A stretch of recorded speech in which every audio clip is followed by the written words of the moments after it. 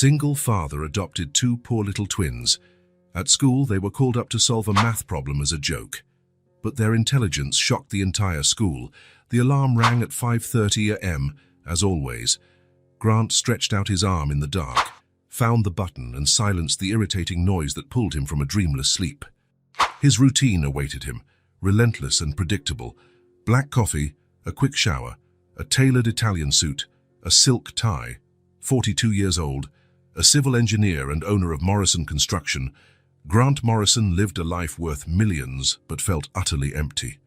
Monday, meeting with investors. Tuesday, construction site inspections. Wednesday, contract closings. An endless series of days that all felt the same. But that Thursday morning, something was different. A familiar yet sharper ache settled in his chest as he passed through the living room of his penthouse and saw the framed photo on the mahogany shelf. The picture showed him and Nora, his 8-year-old daughter, on one of the rare weekends he'd managed to take off from work. She was smiling, holding up an honor certificate, her arms around his neck. It was 2 years ago, back when they were still a family. Now Nora lived on the other side of the country, in a smaller city on the East Coast, with her mother and her mother's new husband. A man who probably knew what her favorite school subjects were, which cartoons she watched, what her dreams and fears were, things Grant had never taken the time to discover. Grant picked up his phone and, for a moment, considered dialing the number he rarely used, but it was 6:15 a.m. on the West Coast, which meant 9:15 there. Nora would be in school. And his ex-partner, Sarah, had made it clear that unscheduled calls disrupted their daughter's routine. Instead, he opened the messaging app and played the audio he'd kept saved for months. Nora's voice, sweet but growing more distant each time he heard it, echoed in the silent apartment. "Hi, Dad. I hope you're doing well and that business is going fine. I wanted to tell you I won the school science fair. My solar energy project got first place. Mom said you'd be proud, but that you're really busy right now. Maybe you can call me when you have time. I have a lot to tell you." The words, "when you have time," cut like a blade. Grant remembered the last phone conversation they'd had about a month ago, when he'd had to hang up midway because an important client was on the other line. Nora had started to tell him about a school project, and he'd mumbled something about calling her back. He never did. Now, alone in that penthouse overlooking the bay, Grant wondered when he'd become the type of father whose daughter had to schedule a time to speak with him. The private elevator took him straight down to the underground garage, where his black BMW 7 Series was waiting. All the way to the office, he was on the phone with architects, discussing the details of a project worth $80 million.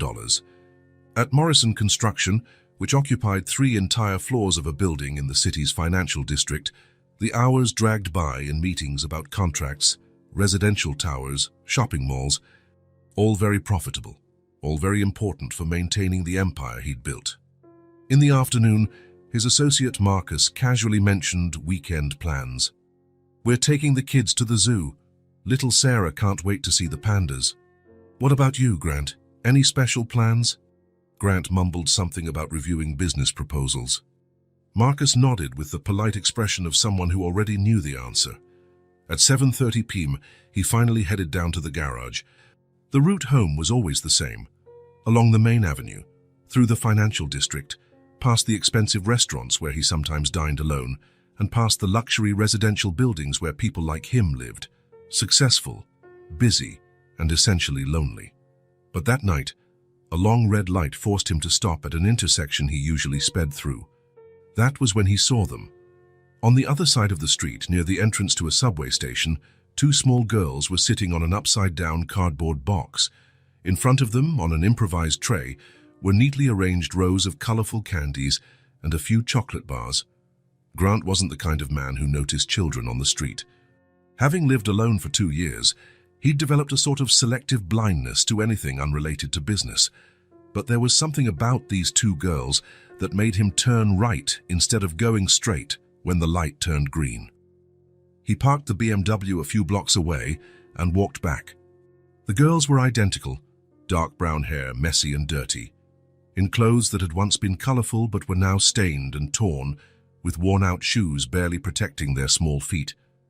They didn't look older than 6, Yet there was a seriousness and weariness in their eyes that didn't match their age, the look of those who knew the streets, hunger, fear. "How much are the candies?" Grant asked, stopping in front of the tray. The two looked at each other quickly, a silent communication only twins develop. $1 each, said the girl on the left in a clear voice. The chocolate bars are $3. Grant rifled through his wallet. "I'll take 2 chocolate bars." While one of the girls carefully set aside the sweets, the other watched him with a curiosity that reminded him of Nora when she was smaller, the same direct way of observing adults. "Do you work in those big buildings?" she asked, pointing toward the financial district. "I do. I'm an engineer." The girl who'd picked out the chocolate handed him the bag. "Thank you, sir." Grant took the change she offered, but something made him hesitate. "What are your names?" "I'm Willa," the first girl answered. "And this is Junie. We're twin sisters." Grant felt something strange in his chest. 2 girls, almost the same age as Nora. For a moment, he imagined his own daughter out there, alone, helpless. The pain was almost physical. "And are you out here by yourselves?" They exchanged looks again. Willa answered carefully. "We take care of ourselves. We're responsible." There was a defensiveness in the reply that made Grant regret the question. He nodded and walked away, but couldn't resist looking back. They were already reorganizing their tray with care. In his car, Grant ate one of the chocolate bars. He couldn't get the meeting with the girls out of his head. The way they looked out for each other, how Willa automatically spoke for both. It reminded him of how Nora used to hide behind him when she was shy. Back in the penthouse, he tried to focus on financial reports, but his thoughts kept returning to those 2 girls. Where did they sleep? Who took care of them? The image of those 2 children merged with memories of Nora, of when she was little and would wait for him at the door when he got home from work. The next morning, Grant left the office early. He told his secretary he had an external meeting, but in truth he drove to the spot where he'd found the girls. They were there in the same position, but this time the tray had small handmade paper flowers. "Did you make these flowers?" he asked, approaching them. "Junie made them," Willa replied proudly. "She's really good with her hands." Junie smiled shyly, a smile that lit up her small, dirty face. It was the same kind of timid grin Nora had when Grant praised her drawings. "How much do they cost?" $5 each.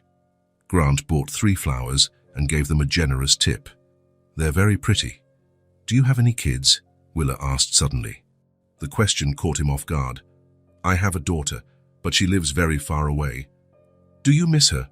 Junie asked in a childlike frankness. Grant felt a tightness in his chest. A lot. Every day. He looked at the 2 girls and, for a moment, saw Nora in them. "What about you? Do you miss anyone?" "We miss someone too," Willa said quietly.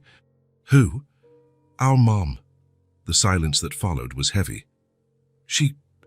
Where is she now?" Junie was the one who replied. "She died. She got really sick and couldn't get better." There was something in the way Junie said it, so simple, so devastatingly honest, that reminded him of how Nora had spoken when she was younger. "Who's taking care of you now?" "We take care of ourselves," Willa answered with determination.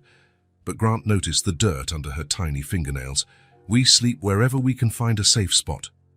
"Where do you sleep?" Junie pointed vaguely to a nearby alley. "Sometimes under the bridge, sometimes in the park. Depends on where the police won't bother us." Grant felt something cold settle in his stomach. 2 6-year-olds sleeping on the streets. "And when it rains?" "We hide wherever we can," Junie answered simply. "Have you eaten today?" "We did," Willa replied, but Grant noticed how she swallowed hard. "How about we go to that diner over there?" They hesitated. Willa looked at the candy tray, worried about leaving their work. "You can bring the tray, we'll keep it in my car." At the diner, Grant watched how the girls behaved and felt his heart tighten. Willa cut half of her sandwich and offered it to Junie, an act that reminded him of how Nora used to share her ice cream with him when she was little. "You two take really good care of each other," Grant commented. "We only have each other," Willa replied with a seriousness that no 6-year-old should possess. "And is there anyone who helps you sometimes?" Mrs. Martinez runs a place where kids can stay sometimes, Junie said. But we can't always go there. Grant felt his heart shatter. And you don't have anyone else? Any relatives? No, Willa said softly. It was just Mom and us, and now it's just us. When they returned to their selling spot, Grant bought more flowers and candy. He said goodbye, but he couldn't concentrate on his afternoon meetings. That night, alone in his 5-bedroom penthouse, Grant once again played Nora's voicemail. For the first time, he could imagine other children's voices filling that deadly silence, voices of 2 girls who needed someone just as much as he needed to feel needed again. He looked around his massive apartment, enough space for an entire family, wasted on the solitude of a man who had forgotten how to be a father. And now there were 2 children sleeping on the street, while he had empty rooms and a growing need to fill the void Nora had left behind. On Monday, he returned to the same spot. The girls were there, but something was worse. Junie had a scratch on her arm, and both looked dirtier and more exhausted. Willa was trembling slightly. It had been a cold night. Where did you sleep last night? Under the bridge, Willa replied. But there were some drunk men there, so we had to leave in the middle of the night. And then? We stayed awake in the park until sunrise, said Junie, rubbing her tired eyes. Grant stayed with them for an hour, talking about small dreams. For the first time in months, he felt useful, necessary. The girls listened to everything he said with an attention Nora no longer gave him. They depended on him, looked forward to his arrival, seemed happy when he showed up. He learned that Willa wanted to be a doctor, to help sick people like Mom, and that Junie dreamed of having a house with a yard to plant real flowers. Simple dreams that echoed the dreams Nora had once shared with him. When he got up to go back to the office, he carried something completely new in his chest. He saw in them reflections of his own daughter, the connection he had neglected. But more than that, he saw an opportunity to be for them the father he hadn't managed to be for Nora, a chance to start over, to fill both their emptiness and his own. On Tuesday, he came back, and on Wednesday, and on Thursday. Each day, Grant bought more candies and flowers than he needed, always leaving generous tips. The girls began to smile when they saw him approaching, and he felt something he hadn't felt in a long time, the joy of being anticipated, of being important in someone's life. He discovered that Willa was the more practical one, always calculating how much money they needed. Junie was more of a dreamer, always creating new flowers, always imagining what it would be like to have a real family, and Grant started imagining too. He imagined what it would be like to teach Willa how to ride a bike, how Junie would react to having a bedroom all her own, what it would be like to have 2 little girls running through the corridors of his penthouse, filling that empty space with life and laughter. On Friday of the 2nd week, as he said goodbye to them, Junie timidly asked, "Are you coming back on Monday?" "I am," he answered, feeling his heart tighten at the hope in her eyes. "That's good," Willa whispered, and the small smile she gave him filled a little piece of the emptiness he'd carried since Nora moved away. Grant drove home that night knowing something fundamental had changed. These 2 girls were filling a space in his heart he'd thought was dead. They made him feel needed, important, loved in a simple, genuine way he'd forgotten was possible. 2 twin girls needed more than his casual generosity. They needed a home, security, someone to love them unconditionally. And he needed them as much as they needed him. He needed to fill the void Nora had left behind, to feel like a father again, to have a reason to come home besides silence. And for the first time in a long time, Grant wondered if he could be exactly what they needed, and if they could be exactly what his empty life was desperately craving. Grant never imagined 3 weeks could feel like an eternity.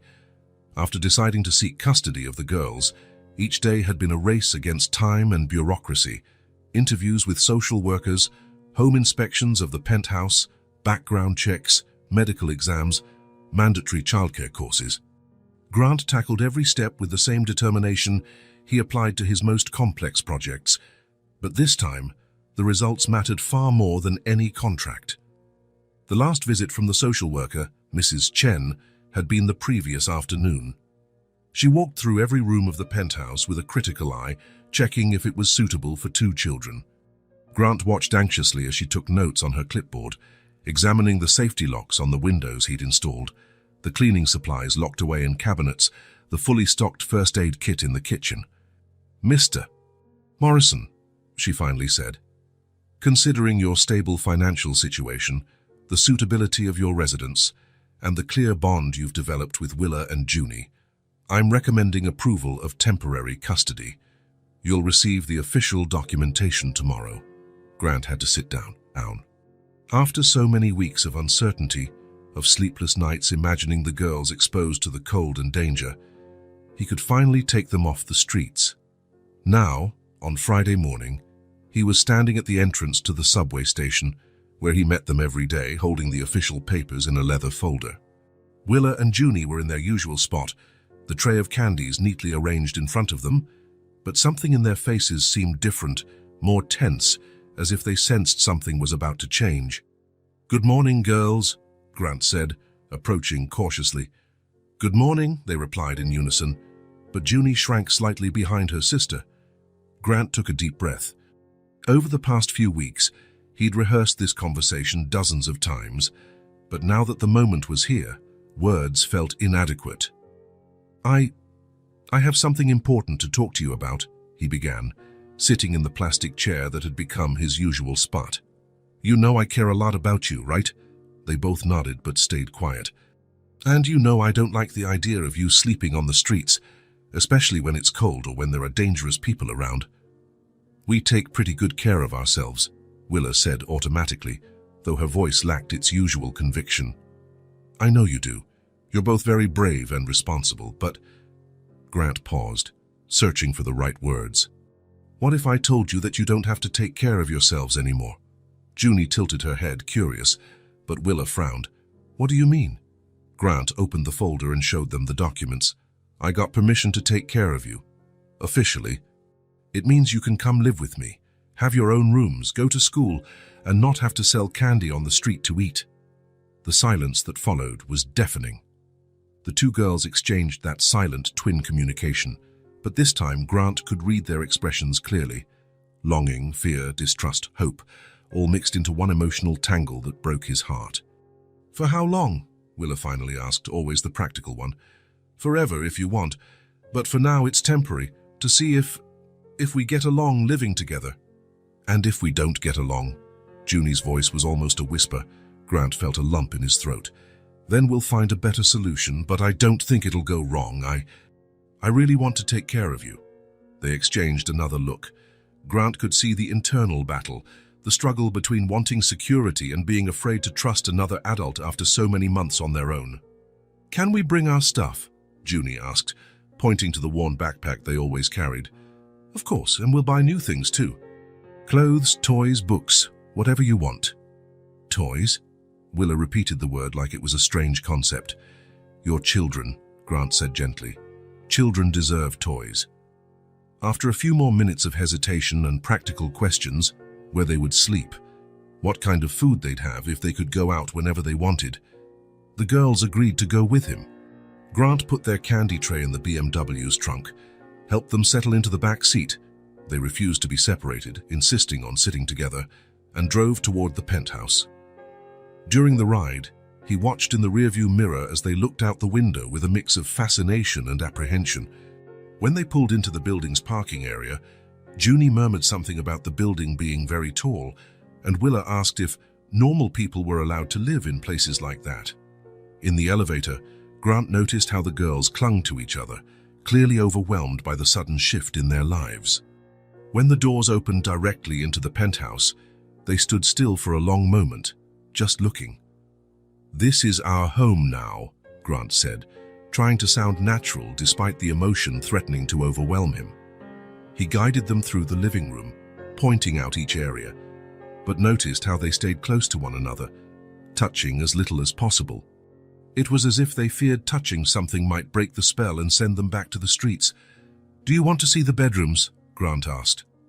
Over the last 2 weeks, he had transformed 2 of the vacant rooms. In the first, he'd placed a pale pink canopy bed, a white desk, shelves filled with children's books, and a dresser with new clothes. The second room was similar but in lavender tones, with art supplies spread out on the table, and colorful origami hanging from the ceiling. "This one's for you, Junie," Grant said, opening the door to the lavender room. "I thought you might like the art supplies." Junie's eyes went wide, but she didn't go in. She just stood in the doorway as though the room might vanish if she moved too quickly. "And this one's for you, Willa." Grant opened the door to the second bedroom. Willa also stayed at the threshold, but Grant noticed how her gaze lingered on the books on the shelves. "You can change anything you don't like," he quickly added, worried about their silence. "They're your rooms now." Can we sleep in the same room?" Junie asked in a small voice. "Of course. We can push the beds together, or you can choose one room to share." "Junie has nightmares sometimes," Willa explained. "I take care of her." "And I take care of Willa when she worries," Junie added. Grant felt his heart clench. "Then we'll figure out a way for you both to stay together and feel safe." They decided to push the two beds together in Junie's room, which was larger. Grant helped move the furniture, and for the first time since they arrived, the girls smiled. Small, tentative smiles, but genuine. The rest of the day passed in a mix of caution and discovery. Grant showed them how everything worked in the kitchen, made it clear they could eat anything they wanted, anytime. When Willa timidly asked if she could take a bath, Grant realized it had probably been months since they'd had access to hot water. Of course, there are clean towels in the cabinet, and new shampoo and soap in the bathroom. They took turns showering, leaving the door ajar so they could communicate. Grant stayed in the living room, listening to the sound of running water and the occasional low laughter, the first truly childlike sounds he'd heard from them. When they came out of the bath, in clean clothes with shiny hair and pink cheeks, Grant almost didn't recognize them. They really were just two little children, despite the forced maturity that life on the street had placed upon them. At dinner, Grant prepared spaghetti with tomato sauce, something simple he hoped they'd like. They ate slowly, still automatically splitting everything, but he noticed Junie's little gasp of delight when she tasted the homemade sauce. "Is it good?" he asked. "Really good," Junie replied, and for the first time, she looked him in the eye while speaking. After dinner, they insisted on helping with the dishes. Grant watched them work in perfect sync, Willa washing, Junie drying, talking softly to each other. The sound of their voices echoing in the kitchen created an atmosphere the penthouse had never known, one of home, of family. Later, as he tucked them into bed, they'd chosen matching pajamas from the drawer full of new clothes, Junie asked, "Grant." "Yes?" "You're not going to change your mind tomorrow, right?" Grant sat on the edge of the bed and looked at the two girls snuggled together. "No, Junie, I'm not going to change my mind. You're safe here." "What if we break something?" Willa asked. "Things can be replaced or fixed. You two are far more important than any object." He stayed with them until they fell asleep, watching how their faces relaxed for perhaps the first time in months. When he finally left the room, leaving the door ajar as they'd asked, Grant went to the living room. The penthouse felt different. It wasn't just the scattered toys or the small clothes drying in the bathroom. There was something deeper, a new energy, a life that had never existed there before. For the first time in years, his home truly felt like a home. Grant sat on the couch and looked around the living room. Small signs of the girls' presence were everywhere. Their worn backpack carefully placed in a corner, a drawing Junie had done in the afternoon, stuck to the fridge, the faint scent of child's shampoo still lingering in the air. He thought about calling someone to share this monumental change, but realized he had no one. Marcus would probably think he'd lost his mind. Sarah? Well, Sarah would be surprised, but also concerned about his motivations.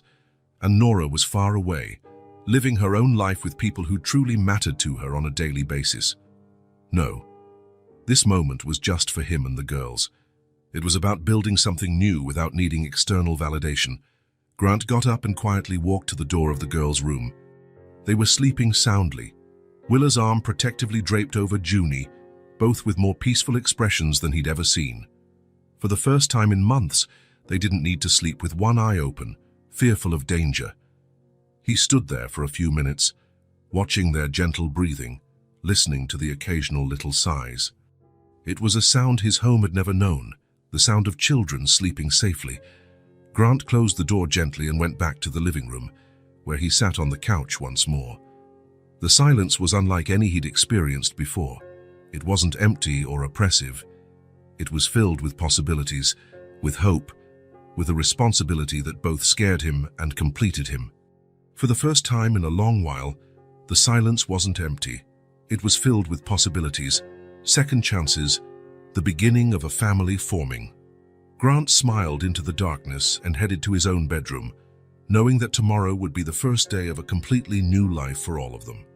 Grant had carefully researched before choosing Westbrook Academy.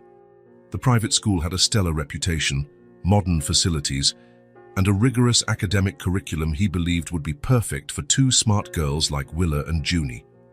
What he hadn't considered was how the children from established families would receive two girls whose background was so different from theirs. On Monday morning, 3 weeks after the girls moved into the penthouse, Grant accompanied them to school. They wore new uniforms, navy blue blazers, pleated skirts, and shiny black shoes. But there was still a visible tension in their shoulders, a caution he'd hoped would disappear with time. "You'll be fine," he said, kneeling to their eye level in front of the school gate. "If you need anything at all, just ask someone to call me, okay?" Willa nodded, always the calmer of the two, but Grant noticed how she gripped Junie's hand a bit tighter. "What if nobody wants to play with us?" Junie asked, her voice carrying a worry that broke Grant's heart. "Then you play together like you always have," he answered gently. "But I'm sure you'll make friends. You're both special girls." He watched them walk toward the main building, their new backpacks swaying on their small shoulders. Feeling a pang of concern he tried to ignore. They talked about school, about how it would be different than living on the streets, but maybe he hadn't prepared them or himself enough for all the challenges to come. The first week passed without major incidents. The girls came home quietly, and when Grant asked about their day, they gave general responses. It was good. The teachers are nice. The cafeteria food is good. He attributed their reserve to a natural adjustment period. It was in the second week that things began to change. Grant first noticed in the small details. Junie, who had started to speak more openly at home, went back to being quiet during dinner. Willa, always organized, began taking longer to pack her backpack in the morning, as though she dreaded going to school. On Wednesday, he found Junie quietly crying in the bathroom before bed. "What happened, honey?" Grant asked, sitting on the bathroom floor next to her. "Nothing," she mumbled, but her tears told a different story. "Junie, you can tell me anything. I promise I'll try to help." She looked at him with those big, sad eyes. "It's just, some girls at school said things." "What kind of things?" "They said Willa and I are street girls and that we shouldn't be there. They said you're only taking care of us because you feel sorry for us." Grant felt a cold anger surge in his chest. "Junie, look at me. I'm not taking care of you out of pity. I'm taking care of you because I love you. And those girls are wrong. You have every right to be at that school just like any other child." But even as he said the right words, Grant knew children could be cruel in ways adults rarely imagined. On Friday, the situation escalated. Grant was in the office when he got a call from the school. It was Mrs. Patterson, the assistant principal. "Mr. Morrison, I need you to pick Junie up early today. There was an incident during recess." When Grant arrived at the school, he found Junie sitting in the infirmary, tear-stained and with mud on her clothes. Willa was beside her, holding her hand and glaring furiously at anyone who came near. "What happened?" Grant asked, kneeling in front of Junie.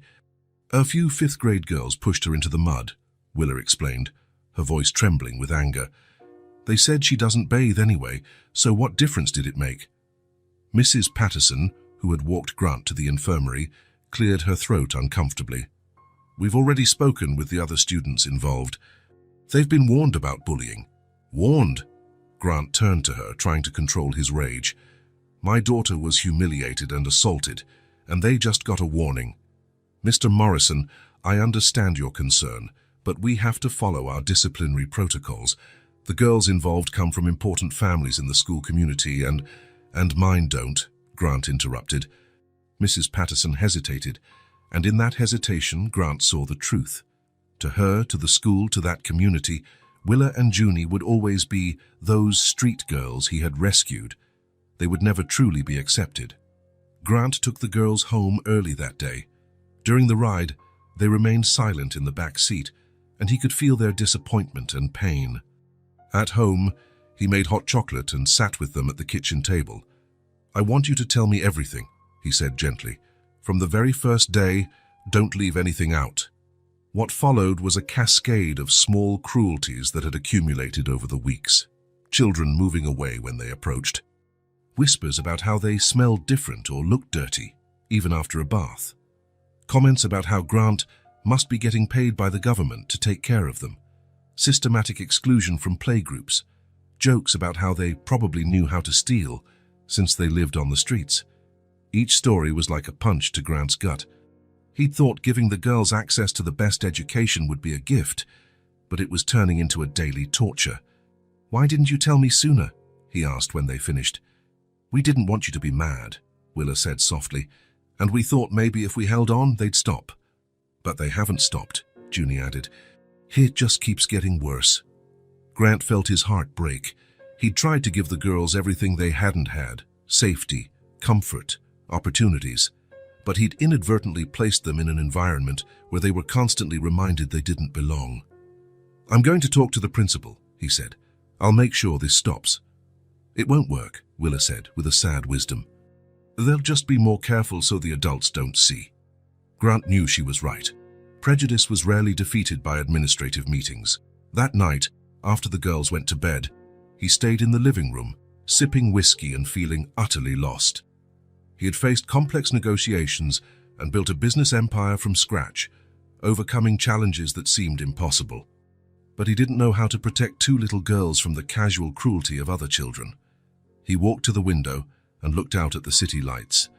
Somewhere out there, other families were dealing with their own problems, other kids facing their own battles, but that didn't make Willa and Junie's situation any less painful. Grant considered pulling them out of that school and finding another, but he knew the problem wasn't unique to Westbrook Academy. It ran deeper: how society viewed kids like them, prejudice that existed long before they were born. He returned to the kitchen table, where 3 cups of hot chocolate had grown cold. The kitchen, which had become the heart of his new home, suddenly felt smaller, weighed down by the tears shed earlier. Grant washed the cups slowly, the sound of running water the only noise in the silent house. When he finished, he dried his hands and looked around the kitchen, which had become a symbol of his new family life. 3 weeks ago, he'd thought giving the girls a home would be the biggest challenge. Now he realized it was only the beginning. Protecting them, not just physically, but emotionally, would be a battle that could last for years. He went up the stairs quietly and stopped at the door of the girls' room. They slept huddled together, as they did whenever they felt anxious or afraid. Even in sleep, they seemed to be shielding each other from a world that insisted on reminding them they were different. Grant stood there for a long time, watching their soft breathing, silently promising to find a way to make their lives better. He had taken them off the streets but still needed to find something even more precious, a place they could truly belong. Frustration followed him to his own bedroom, where he lay awake until dawn, planning ways to protect 2 little girls from a world seemingly bent on hurting them simply because they'd started life under different circumstances. As hard as he tried, Grant couldn't escape the thought that maybe love alone wasn't enough to protect them from everything, and that realization haunted him more than any nightmare ever could. The Westbrook Academy 3rd grade classroom was immersed in the typical lull of a Tuesday afternoon. Ms. Carver, a middle-aged woman with graying hair pinned loosely and glasses always hanging from a chain, observed her students with the patience of someone who had dedicated 25 years to teaching. Willa and Junie sat at their usual desks, 2 rows back by the window, always together if possible.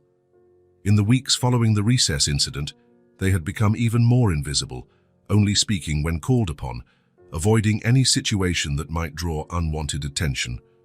"All right, children," Mrs. Carver said, lightly tapping the whiteboard marker on the desk. "Today we're going to do something different in our math class." She turned to the whiteboard and began writing a sequence of numbers and operations. The class watched with mild interest. Math was usually predictable, with simple addition and subtraction problems suited for 8-year-olds. But what Mrs. Carver wrote made several children frown in confusion. 8412 is x15, 8412, x15 plus 144, 32, 144, 32. Fouch. This is a problem normally shown to older students, the teacher explained, turning to face the class. But I believe you're all more capable than you think. Who would like to try solving it? The room stayed silent. Some children exchanged confused looks.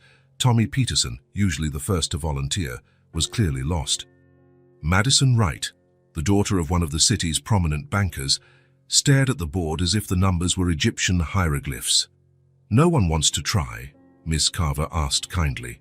"Remember, there's no problem with making mistakes. It's important to attempt." Then a small hand hesitantly rose at the back of the classroom.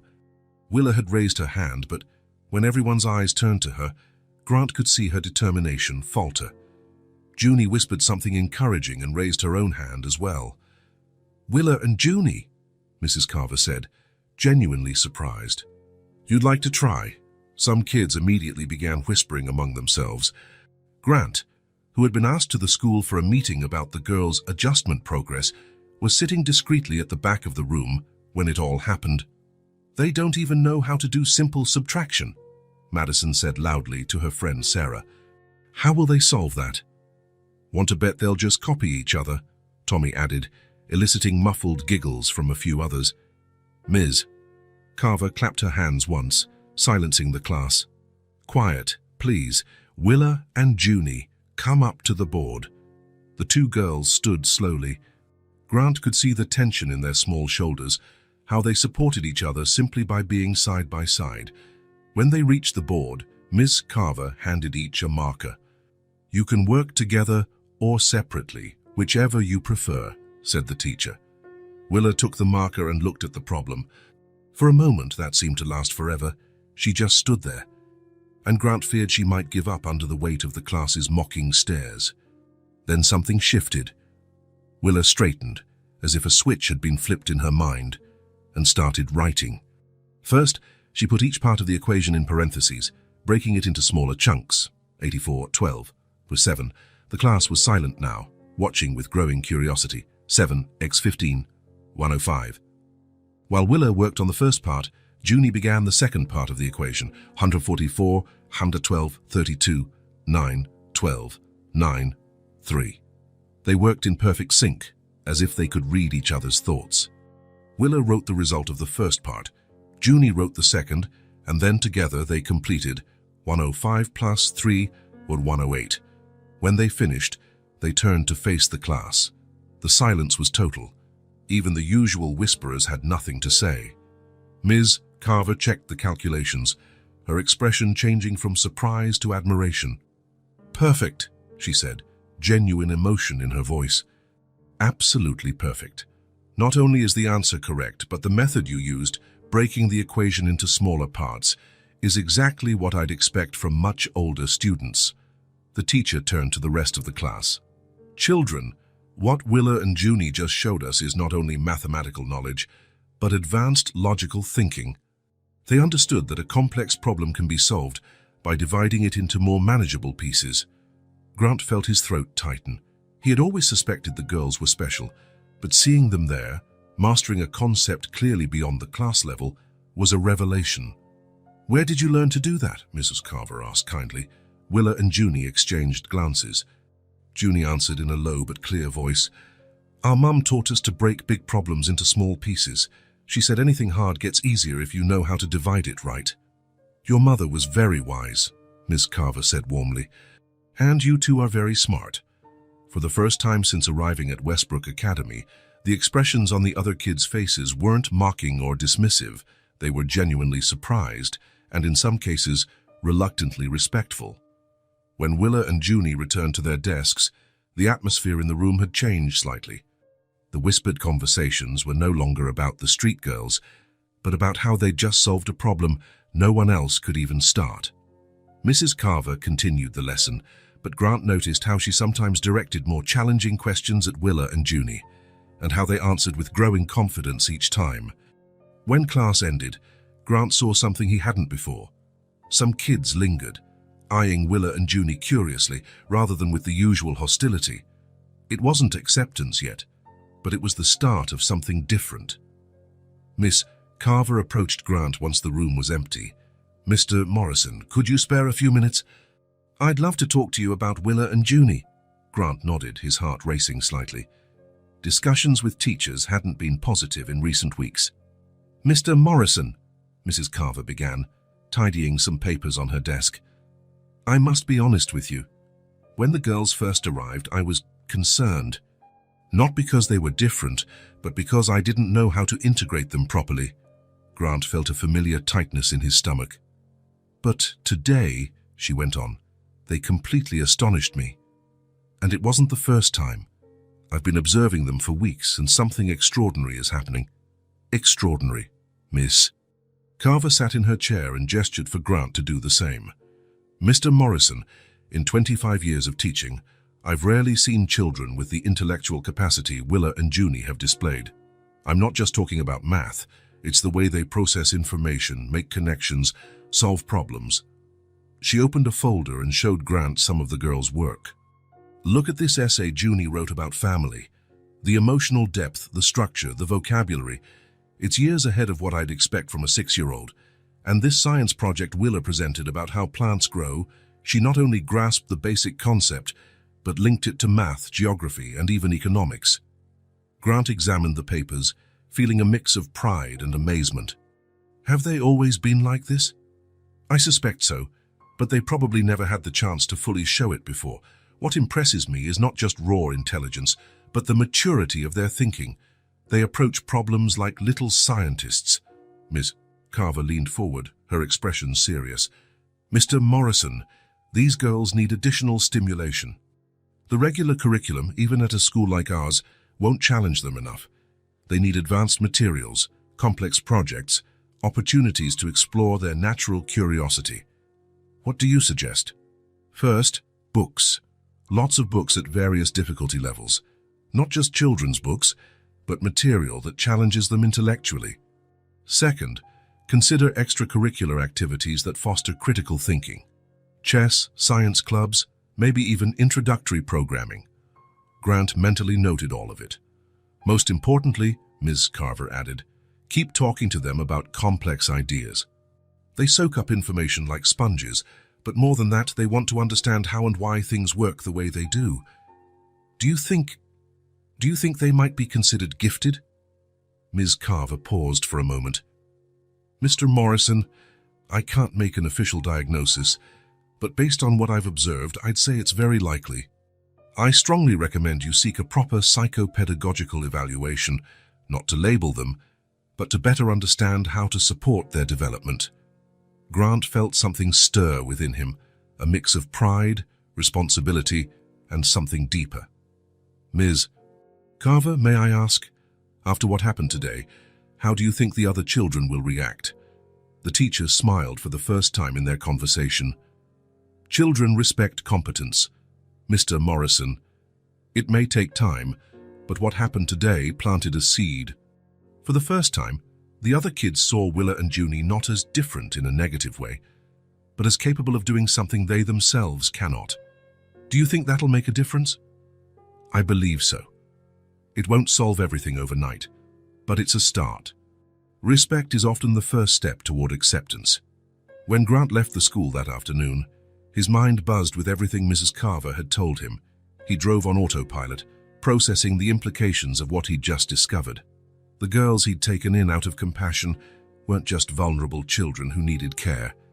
They were extraordinary minds that needed intellectual nurturing. What had started as an act of charity had become something far more significant. At home, while Willa and Junie did their homework at the kitchen table, Grant watched them with new eyes.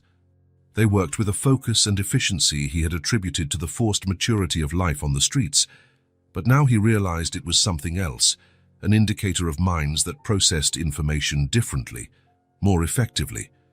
That night, after the girls went to sleep, Grant stayed in his office, researching everything about gifted children, advanced educational programs, and ways to nurture exceptional talents. Around midnight, he leaned back in his chair. One realization had crystallized in his mind. What started as an emotional decision to help two homeless kids had become something much larger. He wasn't just raising two little girls, he was shaping two futures that could be extraordinary. It was a responsibility that both terrified and inspired him in equal measure. Grant opened a drawer and pulled out a folder he'd been avoiding for weeks. The papers to begin the process of permanent adoption. He'd hesitated because temporary custody felt less final, less daunting. But now, after what he'd seen and heard, Grant understood this was no longer a temporary experiment. Willa and Junie weren't just two kids he was helping, they were his daughters, in every meaningful sense. He grabbed a pen and began filling out the forms. Each signature, each completed section, was a commitment not only to their present, but to a future he now knew was limitless in potential.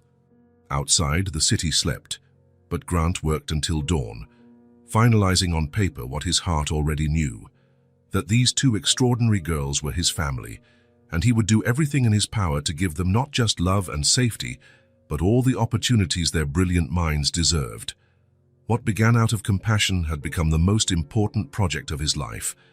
Change didn't happen overnight, but Grant could feel it in the air like the promise of rain on a summer afternoon. First, there were the looks. Where before there'd been disdain or indifference, now there was guarded curiosity. The children at Westbrook Academy watched Willa and Junie with a different kind of attention, as if they were finally seeing them for who they really were, instead of what they imagined. In the second week after the math incident, Grant noticed that the girls came home with slightly less tense expressions. Still cautious, still reserved, but there was something new in their posture, a hint of confidence. "How was school today?" he asked on a Wednesday, as they took off their coats by the door. "It was different," Willa said, choosing her words carefully. "Different how?" "Tommy Peterson asked me if I could help him with his math homework," Junie said, sounding surprised. "He's never talked to me before except to, well, be mean." Grant felt a spark of hope. "Did you help him?" "Yes, and he said thanks." Junie sounded amazed, as if basic politeness from Tommy was unexpected. "That's a start," Grant said, trying not to show how much that small victory meant to him. On Friday, the shift was more obvious. Grant was picking the girls up from school when he saw something that made his heart surge with emotion. Willa was sitting on a bench in the courtyard, patiently explaining a math problem to three classmates gathered around her like she was a miniature teacher. Not far away, Junie was showing Sarah Chen how to fold a complex origami design, her small hands deftly shaping the paper with an artist's precision. Sarah, the same girl who'd whispered cruel remarks weeks before, now watched Junie with genuine fascination. "Mr. Morrison?" Grant turned to see Miss Carver approaching with a smile. "They're integrating well," the teacher noted, following his gaze to where the girls were. "It's impressive how things can change when children realize they have something to learn from each other." "They seem happier," Grant said, watching Junie laugh as Sarah managed a particularly tricky fold. "And more confident." Yesterday, Willa raised her hand to answer a science question that left half the class scratching their heads, and when she explained it, she was so clear that even I learned something new. Grant smiled. "They've always been special. They just needed a chance to show it. Well, now they have that chance. And the other kids are starting to see it too." That afternoon at dinner, the girls were more talkative than Grant had seen them in weeks. "Madison invited me to sit at her table at lunch," Junie said, mixing her mashed potatoes.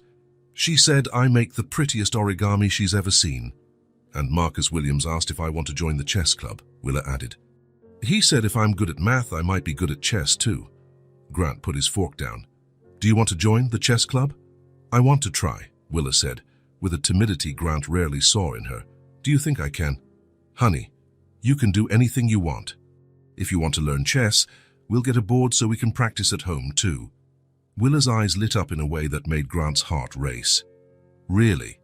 Really? In the following weeks, invitations multiplied.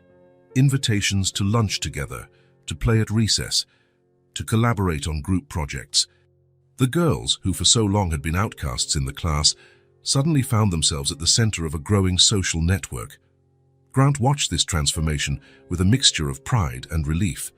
When they came home now, they talked about friends, about plans for the next day, about invitations to birthday parties, Normal conversations from normal kids, and that was all he'd ever wanted for them.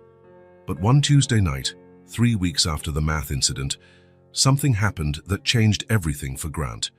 He was in the kitchen making dinner when he heard a minor argument in the living room. It wasn't serious, just the kind of everyday dispute between siblings about which TV show to watch.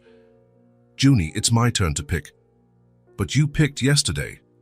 "No, you picked yesterday." Grant smiled to himself, ready to step in if needed, when he heard Junie say, "Fine, let's ask Dad which one of us picked yesterday." The world stopped. He froze in the kitchen, wooden spoon suspended mid-air, the sauce bubbling in the pan forgotten. They had said, "Dad," not Grant, not Mr. Grant. "Dad, Dad," Willa yelled from the living room. "Do you remember who picked the show last night?" Grant tried to respond but found he couldn't speak. His throat had closed up completely, and his eyes burned with tears he fought to hold back. "Dad?" Junie appeared in the kitchen doorway, frowning with concern. "Are you okay?"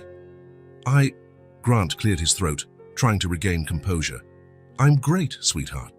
You can figure it out between yourselves, okay?" But Junie now knew him well enough to notice something was wrong. "You're crying," she said, stepping closer. "I'm not crying," Grant lied, even as a tear slipped down his cheek. Willa appeared in the kitchen too, and the two girls stood on either side of him, looking up with worry. "Did we do something wrong?" Willa asked, her voice small and anxious. Grant knelt down so he was at their eye level, unable to hold back the tears any longer. "No, you didn't do anything wrong. You did something very, very right." "What?" Junie asked, confused. "You called me Dad." The two looked at each other, and Grant saw the exact moment they realized what they'd done. "That's how we think of you," Willa said simply. "You're our dad. You take care of us, protect us, love us," Junie added. "Isn't that what dads do?" Grant pulled them into a hug, not bothering to hide the tears anymore. "That's exactly what dads do," he murmured against their hair. "And you two are my daughters. My special girls." They stayed that way for a long moment, huddled in the kitchen while the forgotten sauce bubbled on the stove.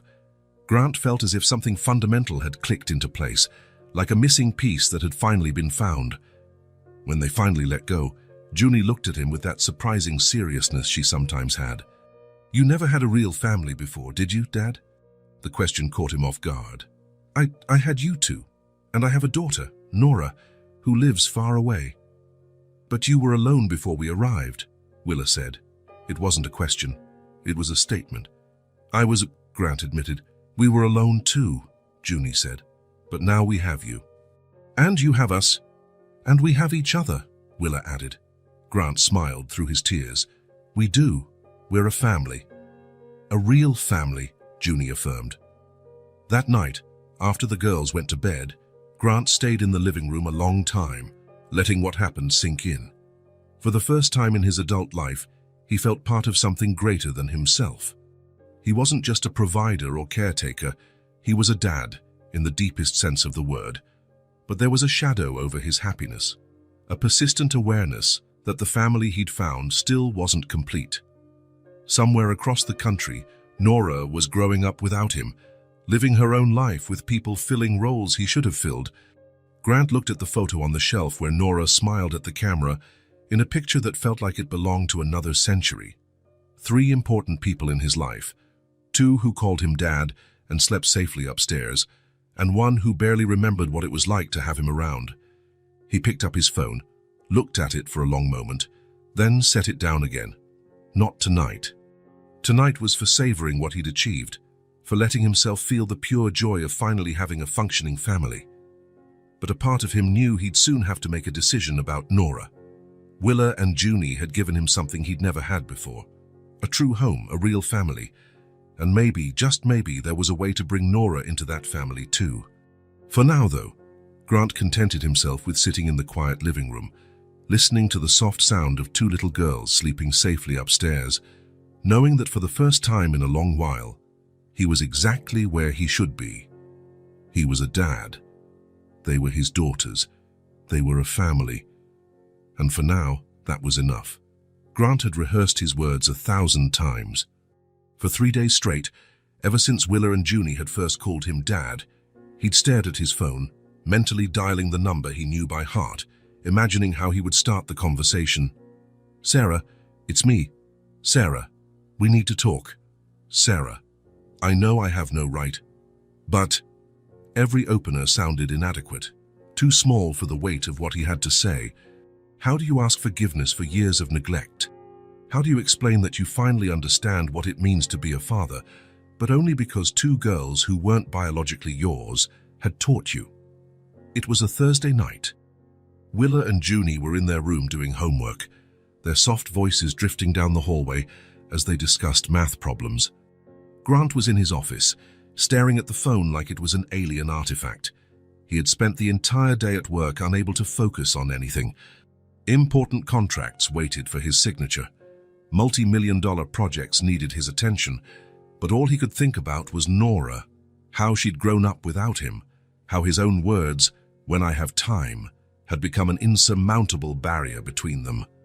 His life had changed so drastically that sometimes he stared at his reflection in the mirror, looking for physical signs of the transformation he felt inside. The man who had become Willa and Junie's dad was fundamentally different from the man who lost Nora by always being too busy. But the question that haunted him was, is it too late to apply what he'd learned? Grant picked up the phone, dialed the first few digits, and hung up. He did this 3 times before finally letting the call go through. The phone rang twice before someone answered. "Hello?" Sarah's voice was exactly as he remembered, soft, melodic, but with a cautious edge that hadn't been there when they were married. "Sarah, it's me, Grant." A pause. Grant imagined Sarah glancing at the clock, frowning, wondering if something had happened for him to call outside their arranged monthly phone times, when they happened at all. "Grant, is everything okay? You never call at this time." "Everything's okay. I wanted to talk to you. About Nora. About us. About a lot of things." Another pause. Longer this time. "Grant, if this is about money or changing child support—" "It's not about money," Grant interrupted, maybe with more urgency than intended. "Sarah, I know I have no right to ask for anything. I know I messed it all up, but I miss her. I miss our daughter." The silence on the other end was so long, Grant wondered if the call had dropped. "Grant," Sarah said finally, her voice softer now, "you've always missed her. The problem was never that you didn't miss her. The problem was you never did anything about it." The words stung, but Grant knew they were true.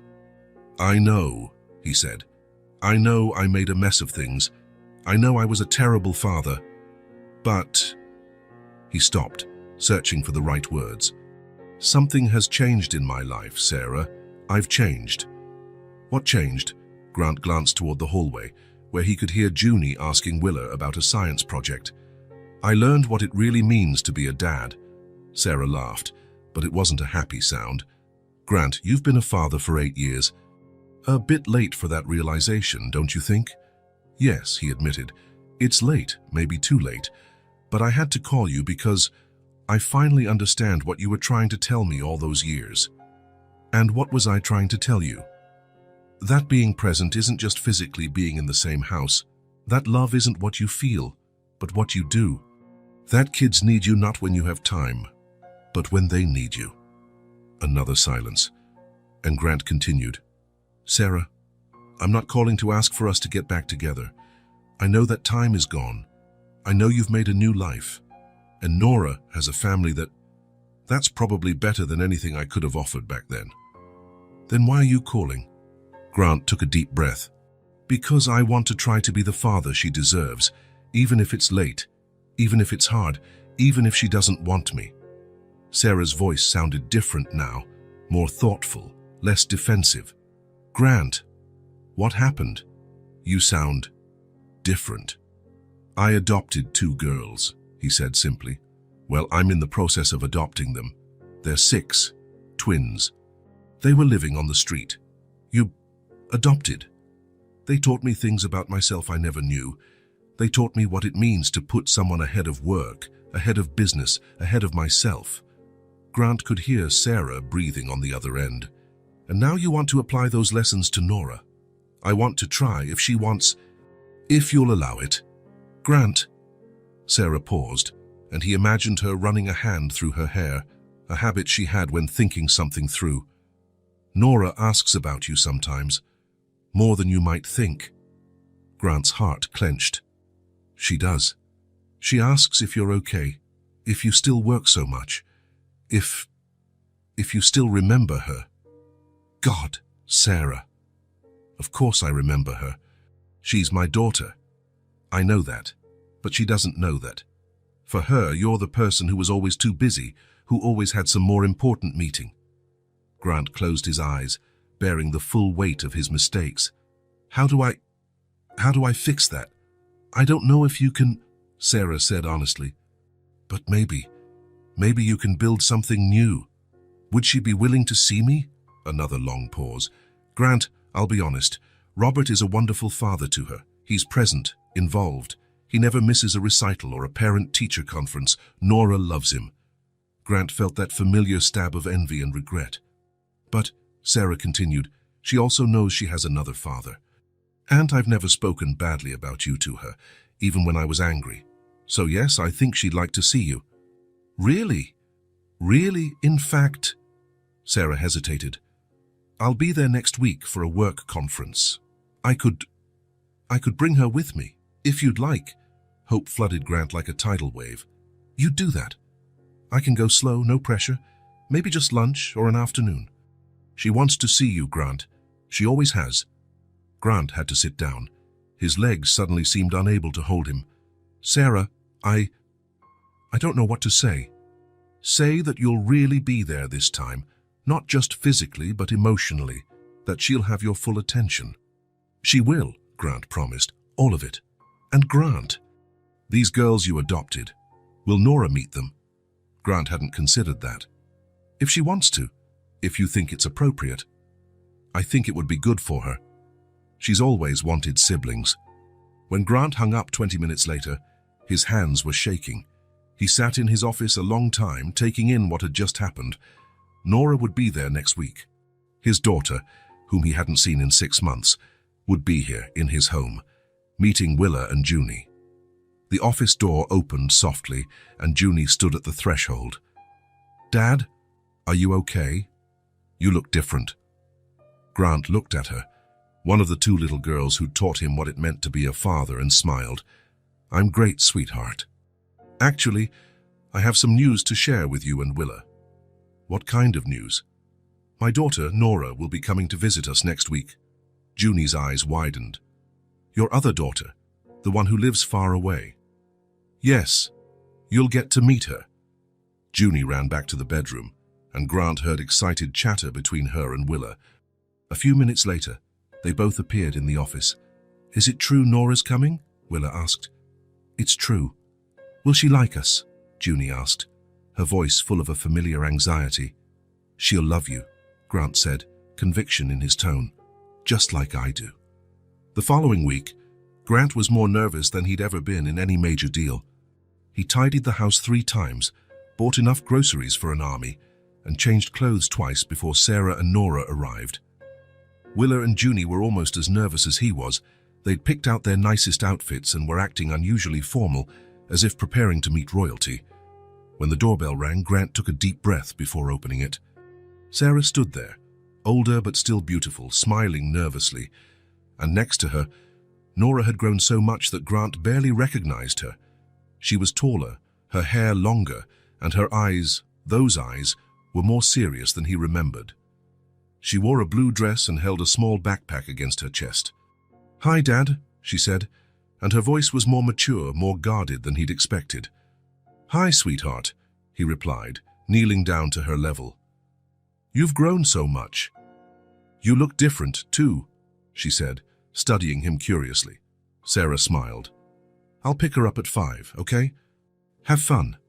When Sarah left, Grant, Nora, Willa, and Junie were left standing in the living room in a mix of uncomfortable expectation and nerves.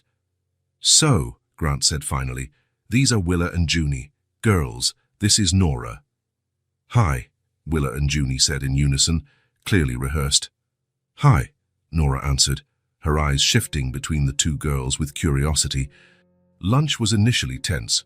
Nora answered questions politely, but there was a distance in her responses that broke Grant's heart.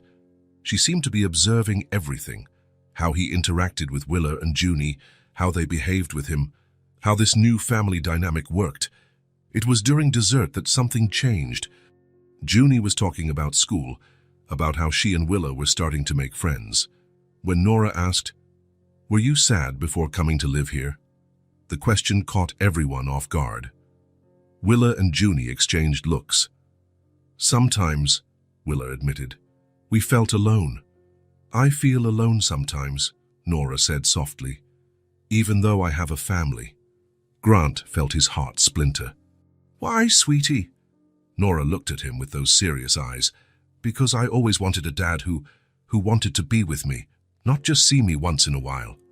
Grant didn't know what to say. How do you tell a child you didn't know how to be a father until you learned from other children? "Nora," he finally said, "I always wanted to be with you. I didn't know how. And now you do." Grant looked at Willa and Junie, who were quietly watching the conversation. "I'm learning," he answered honestly. "Every day." The rest of the afternoon went more smoothly. Nora gradually relaxed, laughing at Junie's jokes, impressed by Willa's intelligence, joining board games with growing enthusiasm. When Sarah returned to pick her up, Nora was sitting at the kitchen table, drawing. "What are you drawing?" Grant asked, sitting beside her. "Our family," she said simply. Grant looked at the picture. It showed 4 stick figures, 1 tall man and 3 girls of slightly different heights, all holding hands, all smiling.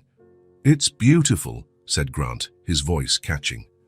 Nora glanced at him, then at Willa and Junie, who were washing the dessert dishes, and back at her drawing. "We're not that yet," she said, pointing at the picture. "But we could be, couldn't we?" Grant felt tears threaten. He took the drawing as if it were the most precious artifact in the world. "Yes, sweetheart. If you want, and we can be." When Sarah and Nora left, Grant stood in the living room holding the drawing. Willa and Junie sat on the couch next to him. "She seems nice," Junie said. "She's really smart," Willa added. "And she draws well." "She likes you," Grant said. "I could tell." "Do you think she'd want to be our sister?" Junie asked hesitantly. Grant looked at the drawing again, 4 stick figures representing a family that didn't yet exist but could. "I think so," he said. "I think we all want the same thing." "What's that?" Willa asked. Grant put his arms around both girls, still holding Nora's drawing. A real family. All together. That night, Grant placed Nora's drawing on the fridge alongside Willa and Junie's schoolwork. A small gesture, but it symbolized something bigger. Space being made. A door left open for a possibility that suddenly felt within reach. He knew it would be hard, that there would be obstacles, difficult conversations, moments of doubt. But for the first time since Nora was born, Grant felt he truly understood what it meant to fight for a family, and he was ready to fight. The penthouse garden had never been used for serious conversations. Grant had hired landscapers to create a green space on the rooftop terrace, but it had always been more about status than function. The plants were well maintained by a service crew. The wrought iron chairs stayed pristine under an elegant pergola, but until a few weeks ago, the area rarely saw human life. Now, with Willa and Junie running between the plants and Nora cautiously exploring every corner of the terrace during her second visit, the rooftop finally had a purpose. The girls were across the way, near a small fountain, talking quietly while Junie taught Nora to fold another origami figure. Sarah was sitting in one of the chairs, watching the girls with a thoughtful expression Grant recognized from their married days. It was the same look she'd have when she was sorting through something important in her mind, organizing her thoughts before speaking. "Grant," she said, not taking her eyes off the girls. "Can we talk?" He sat in the chair next to her, feeling a familiar tension settle between them.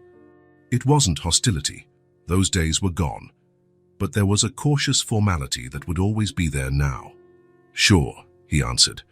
Sarah was silent for a moment, watching Nora laugh when Junie folded a more elaborate paper bird than the others. She's different here, Sarah said at last. More relaxed. More free. Grant looked at Nora, who was trying to replicate Junie's complex fold. Different how? At home, she's more reserved, more careful, like she's always making sure to be the perfect daughter. And here she doesn't have to be perfect. Sarah turned to look directly at him. Here she can just be a kid. Maybe because Willa and Junie let her. Grant nodded, unsure how to respond. He'd noticed the same thing, how Nora seemed lighter when she was playing with the twins, as though an invisible weight had been lifted from her shoulders. Grant, Sarah said, her voice more serious now, I need to tell you a few things. Things I should have said a long time ago. He braced himself for what was coming. Conversations with Sarah always felt like minefields, full of unresolved hurts and accusations he knew he deserved. Our relationship didn't work out, she began, because you were arrogant and lived for your job. The words stung, but Grant didn't protest. He expected them. I was alone, Grant. Completely alone. Married, but alone. Nora was growing up, and I was basically raising her by myself. You were physically there sometimes, but never really there. Grant lowered his head, studying his own hands. Everything Sarah said was true, and he knew it. When you missed her recitals, or forgot about a school meeting, or took business calls during dinner, you always had an excuse.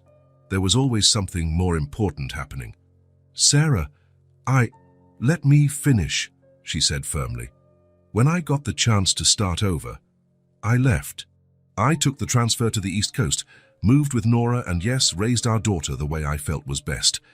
When I met Robert, I married him because he was everything you weren't. Present, dedicated, interested in being a dad. Grant felt the old pang of jealousy and regret, but stayed quiet. And all these years, I carried anger. Anger that you wasted our family. Anger that Nora grew up wondering why her father didn't want her around. I always wanted her around, Grant said softly. No, Grant. You wanted her around when it fit your schedule. There's a difference. Silence stretched between them. Across the garden, they could hear the girls laughing, an oddly fitting soundtrack for a conversation about a lost and found family. Sarah took a deep breath before continuing. But now, she paused, analyzing his face. But now you're a different man. Grant looked up to see her studying him with an expression he couldn't decipher. I see it in the way you look at Willa and Junie. I see it in the way they look at you. I see it in the way Nora is responding to you now. Sarah, you've changed, Grant. Truly. And I have to admit that part of me is angry about that too. Angry. Angry that you needed other children to learn how to be a father to your own daughter. The raw honesty of Sarah's words hit Grant like a punch to the gut. But, she continued, another part of me is relieved. Because maybe now Nora can have the dad she's always deserved. Grant didn't know what to say. All the excuses and justifications he'd formed over the years seemed hollow before Sarah's brutal honesty. I don't know how to fix what I ruined, he said at last. You can't fix it, Sarah replied. The past is the past. Nora grew up without you in a way that can't be undone. But you can build something new. How? By being there. For real.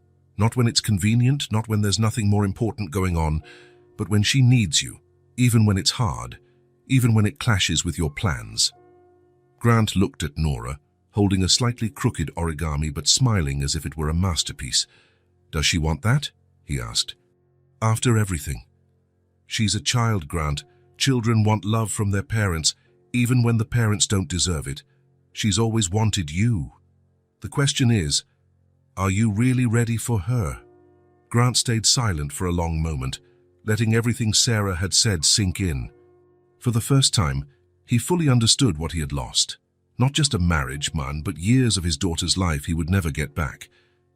I can't go back, he said. No. And I can't promise to be perfect. No one's asking for perfect. We're asking for present. Grant looked at Sarah, this woman he had loved and lost by his own arrogance and neglect. Why are you giving me this chance? Sarah gave a sad smile. Because I see how Nora looks at Willa and Junie. She wants sisters. She wants to be part of something bigger, and maybe she can have that with you, in a way she never could with us. What do you mean? Robert is a wonderful father, but Nora will always be the daughter he emotionally adopted. With you, she can be part of something being built from scratch, something where she's not just an addition but a fundamental piece. Grant understood. Nora could be part of the family he was building with Willa and Junie, not as a visitor, but as a central member. That means you'd have to be genuinely present. It means real shared custody, not just sporadic visits. It means Nora could spend summers here, holidays, have her own room, be part of Willa and Junie's daily life. The thought was both thrilling and terrifying. What if I fail again? Sarah looked him straight in the eye. Then you'd break your daughter's heart in a way that might never be repaired. So you have to be sure, Grant.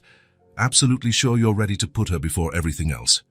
Grant looked at the three girls, now all focused on a collaborative origami project, their heads bent close together, whispering and giggling. For the first time, he realized that rebuilding required more than just acknowledging his mistakes. It required the courage to construct something entirely new on the ruins of what he'd destroyed.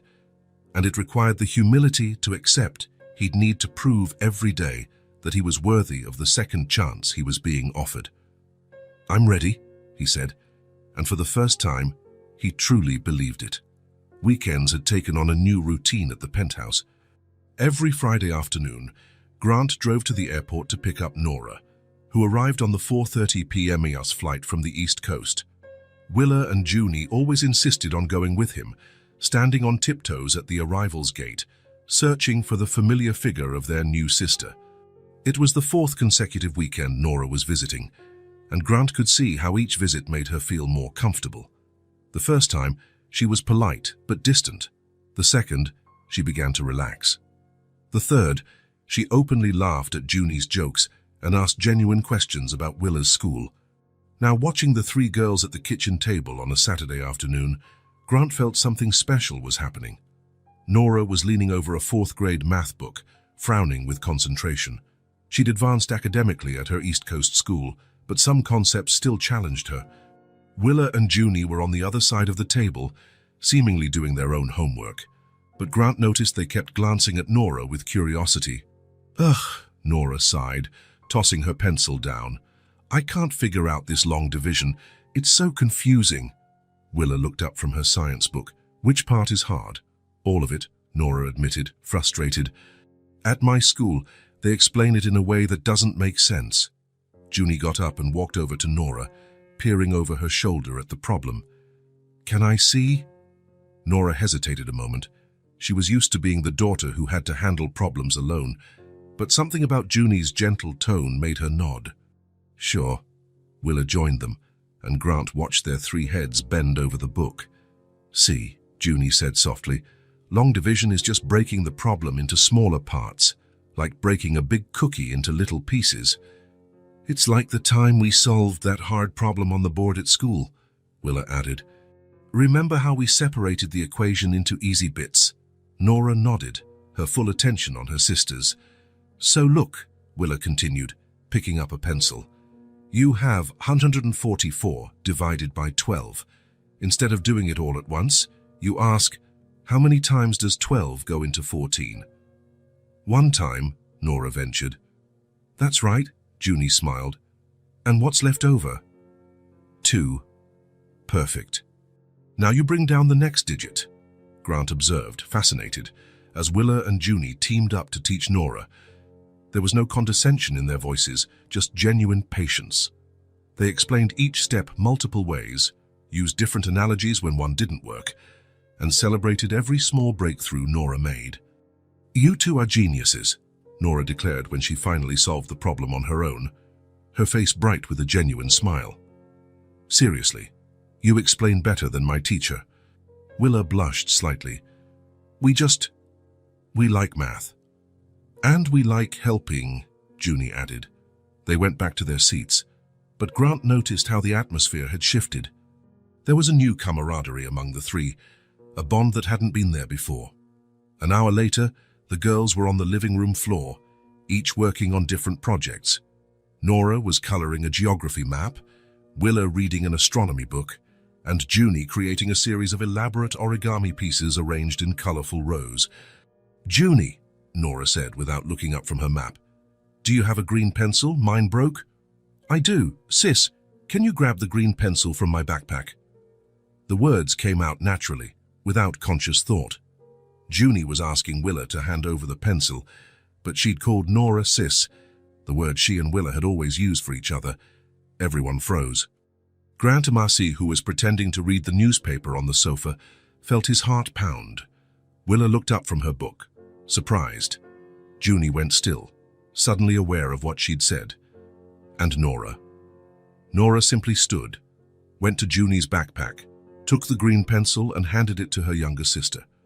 Here you go, she said, smiling. No drama. No big emotional declaration or formal acknowledgement of what had just happened. Nora simply passed the pencil and returned to her spot on the floor as if it were the most natural thing in the world. But Grant saw the small smile on her lips. He saw how Willa relaxed, a visible relief passing across her face. He saw how Junie continued folding her paper, but with a lighter, happier expression. It wasn't just affection, it went deeper than that. It was a bond. It was sisterhood forming. Grant folded the newspaper and watched the three girls working in comfortable silence, each absorbed in her own task, but all connected by something invisible yet tangible. For the first time since Nora started visiting, Grant allowed himself to believe that maybe, just maybe, they really could become the family Nora had drawn weeks before. Three girls and a dad, all smiling, all connected. They weren't there yet, but they were on their way, and that, for now, was enough. Chapter 12. A proposal that changes everything. Grant was reviewing contracts when his secretary announced that Ms. Carver was on the line. It was a Tuesday afternoon, 4 months after Nora had started her regular visits, and he immediately felt concern. Calls from the school during business hours rarely brought good news. Miss Carver? Is everything okay with the girls? Everything's great, Mr. Morrison. The teacher's excited voice came through. In fact, I have some extraordinary news. Could you come to the school today? It's about Willa and Junie. An hour later, Grant was in Mrs. Carver's familiar office, watching her organize papers with barely contained enthusiasm. Mr. Morrison, she began, remember when we talked about Willa and Junie's exceptional potential? Of course. Well, I entered them in the state math competition. It's something I occasionally do with special students. Grant felt both pride and anxiety. And, Mrs. Carver grinned broadly, they didn't just win the state competition, Mr. Morrison, they obliterated it. Their scores were so high the organizers checked them 3 times. Seriously. And now they've been recommended for the national math competition. In 25 years of teaching, I've never had students come close to this level. They have enormous potential.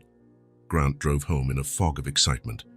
When he arrived, he found the 3 girls at the kitchen table, Willa and Junie doing homework, Nora, on a long weekend break, working on an art project. Girls, he said, trying to contain his excitement. I need to tell you something. They all looked up, curious. Willa, Junie, do you remember that math competition you took part in? Sure, Willa said.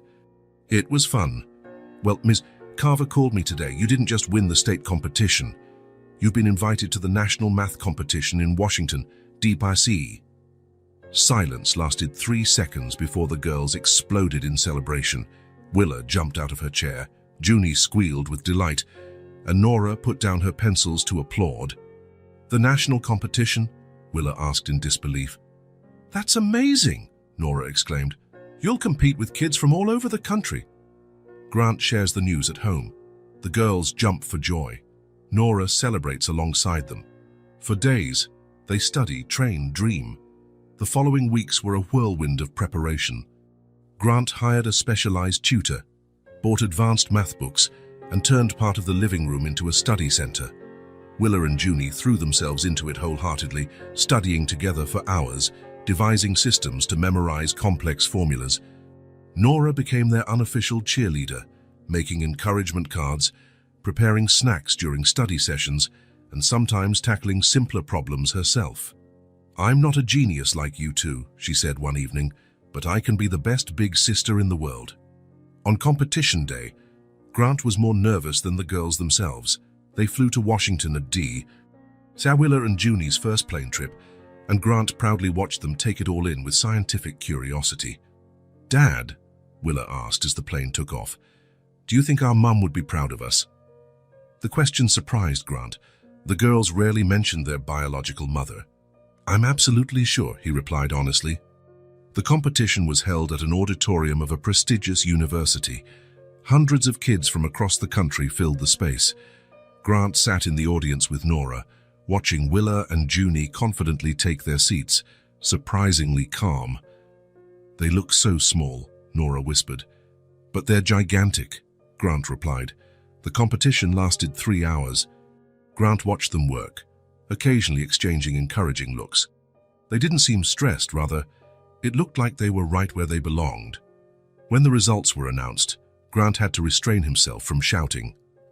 First place in the pairs category, Willa and Junie Morrison. The auditorium erupted. Grant felt tears well up as he watched his girls go on stage to receive their trophy. They hugged each other, laughed, and waved at him and Nora.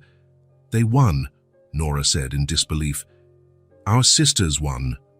On the way back to the hotel, Grant made a spontaneous decision. "Who wants pizza?" "All of us," the three exclaimed in unison. They found a family pizzeria. For the next hour, Grant watched his 3 daughters laugh, tell jokes, and relive competition moments. Willa imitated one of the judges, Junie demonstrated how she solved problems using napkins, and Nora took pictures. "For the family album," she explained. When the waiter offered to take a photo of them all, Grant didn't hesitate. They squeezed into a booth, Willa and Junie holding the trophy, Nora hugging her sisters, Grant hugging them all. "Family," Nora shouted when the waiter said, "Cheese," and they all burst out laughing. The victory belonged to Willa and Junie, but what they were celebrating was something bigger, the strength of a family built by love. A few months later, life had settled into a routine Grant never thought possible. Mornings began with the organized chaos of 3 girls getting ready, quiet music over breakfast, laughter in the halls. The penthouse, once a mausoleum of empty success, now pulsed with life. Grant had finalized the legal adoption. He was officially Willa and Junie's father. Nora kept visiting on weekends, each visit feeling more natural than the last. On the living room wall, a new framed photo, the 4 of them at the park, smiling, hugging, as though they'd always belonged together. The photo from the D.C. pizzeria captured a moment of pure joy. During a casual Thursday dinner, Willa looked around the table and said, "Dad, this is our crazy family." Grant looked at his 3 girls, 2 who had arrived from the street, 1 returning after years away, and smiled. "Crazy," he agreed, raising his glass of juice. "Imperfect, and mine." "Ours," all 3 corrected at once, laughing. They toasted with orange juice, celebrating something more precious than any champagne could honor. Watching his daughters clear the table, cheerfully humming a made-up tune, Grant knew he had finally found what he'd been searching for without even knowing. It wasn't success, it wasn't money, it wasn't recognition. It was this moment. The feeling of being needed, loved, part of something bigger. A family at last, the kind your heart chooses to love. It was family. If this story touched your heart, subscribe to the channel and turn on notifications so you don't miss the next ones. Leave a like because it helps this story get recommended to more people. See you in the next story.